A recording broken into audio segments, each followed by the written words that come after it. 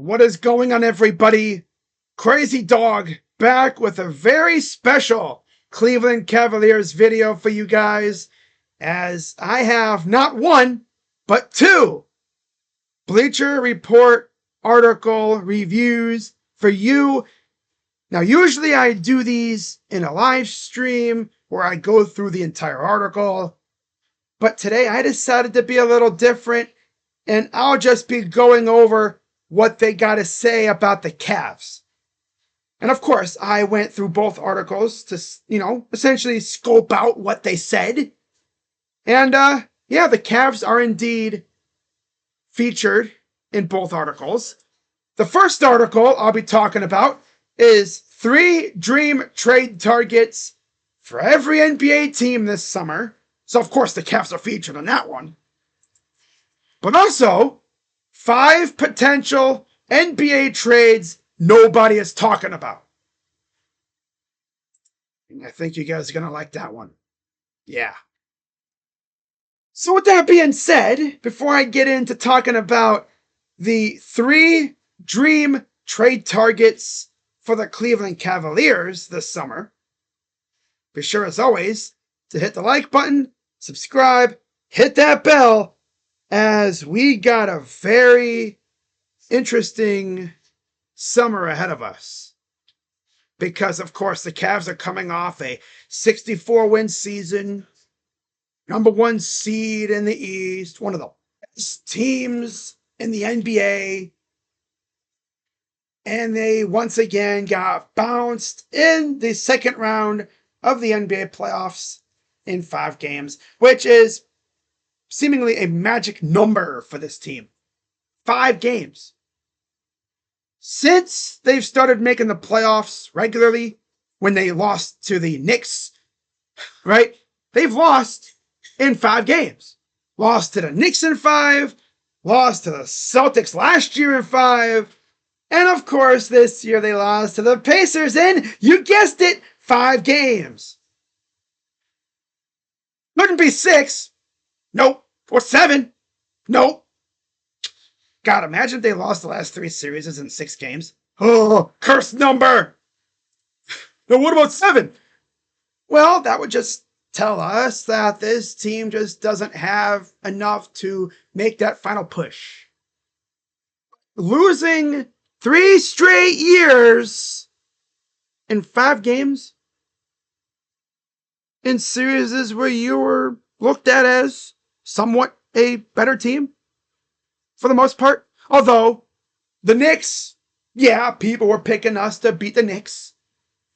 The Celtics, that was a tough one. Right? That one could have went either way, honestly, but most people were picking the Celtics, if I had to be honest. But against the Pacers, everybody was picking the Cavs.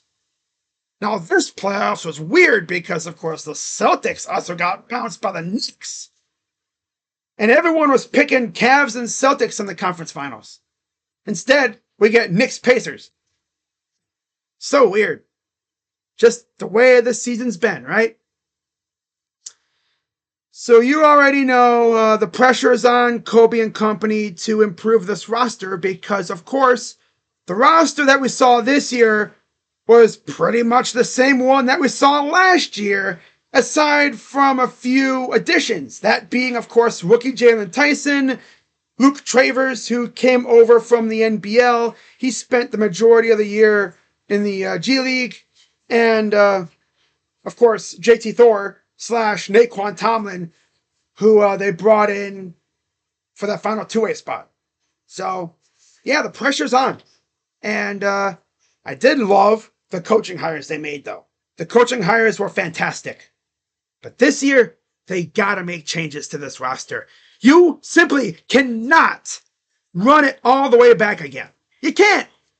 Unless you're trying to lose in 5 games again next year. And the year after that. And the year after that. And the year after that. And the year after that. And the year after that. You get what I'm saying? This roster is built to essentially lose a series in 5 games. I'm tired of it, man. Damn.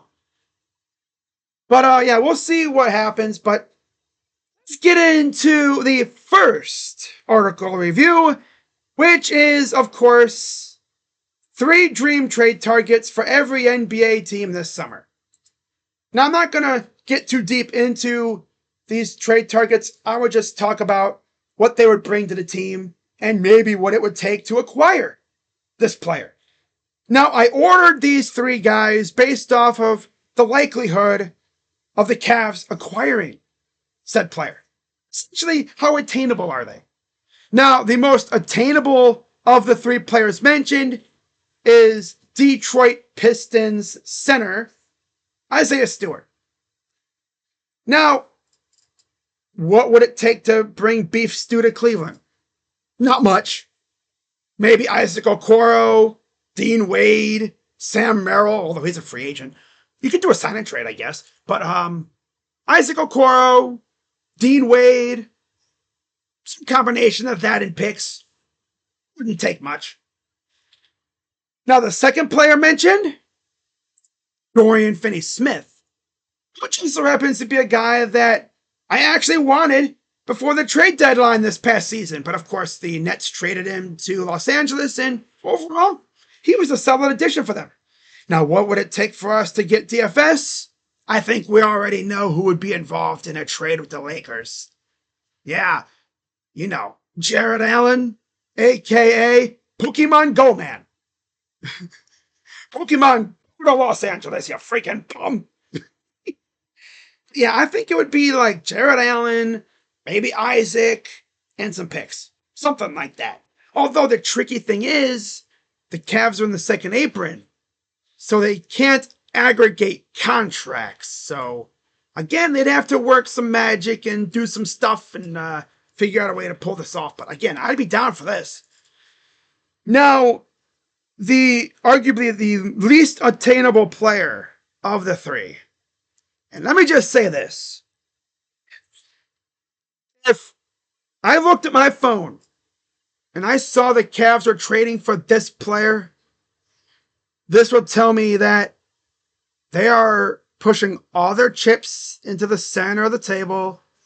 They're going all in, and it's championship or bust. And that player is Giannis Antetokounmpo. For some reason, there's been quite a bit of talk about the Cavs potentially being interested in Giannis. Now, what would it take to get him? Well, as you'd imagine, a lot. You would probably have to blow up a piece of the core to get Giannis. But as I've said, if you're going to trade anybody from the core, it has to be for a player like Giannis. Would I trade Evan Mobley for Giannis? Man, that would kill me inside. But damn, bro, you're trading a DPOY for an MVP candidate? Damn, that would be tough to swallow. We love Evan over here, but man, if you add Giannis to this team with Donovan Mitchell, ooh-wee. That would light Cavs Twitter on fire. But it's probably not going to happen. I doubt it.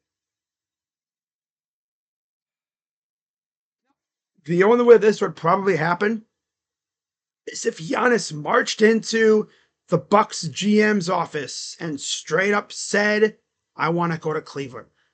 Get it done. But it's not going to happen. So I'm not even going to get my hopes up.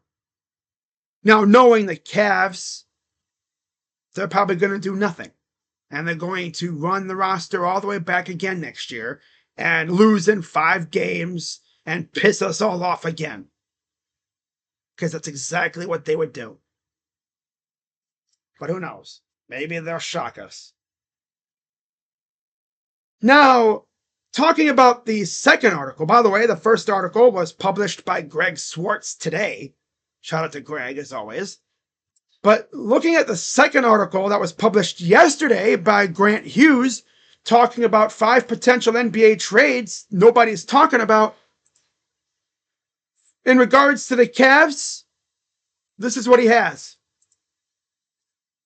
The Cavaliers acquire Cam Johnson from the Brooklyn Nets for Jared Allen, Jalen Tyson, and a 2031 first-round pick, top 14 protected. Now, assuming you do this and you keep DeAndre Hunter, you would get yourself a solid number 3, and you would keep Dre as your 6th man, and then you'd probably go out and sign or cheap center, or maybe you move Evan to the 5 and just work around that. But that would be interesting. But yeah, this is going to be a very, very interesting offseason, especially given the ramifications of the second apron, the limitations that we have. I am interested in seeing how Kobe Altman navigates that to make this team better, because he has to. So we'll see what happens. So yeah, if I see any rumors coming out, which of course I'm sure there'll be a lot of them, right? I'm sure the Cavs will be, curious about moves, trying to make this team better, maybe shed some salary too. I could see them trading Isaac, trading Dean, maybe some other pieces to try to get under the freaking apron, and then they work their magic with that. But with that being said, we'll see what happens, right? This is going to be an interesting summer. So that's why I say be sure to, when you hit the like button, turn on notifications and make sure you have all notifications turned on for when I post new videos and go live. Because you already know, if the Cavs make a big-ass trade, like trading for Giannis, for instance, I'm going live and I'm probably going to lose my damn mind. Which, let's be honest, that's not going to happen. Of the 3 guys you see on your screen, the most attainable and the most likely one we trade for is probably Beef Stew or DFS. But that's just me, though. We'll see what happens. But with that being said, I'm Crazy Dog. Let's go, Cavs. And I'll see you guys tonight for Game 4, Pacers and Knicks. With that being said, go Cavs. I'm Crazy Dog. And I'm out. Bye-bye.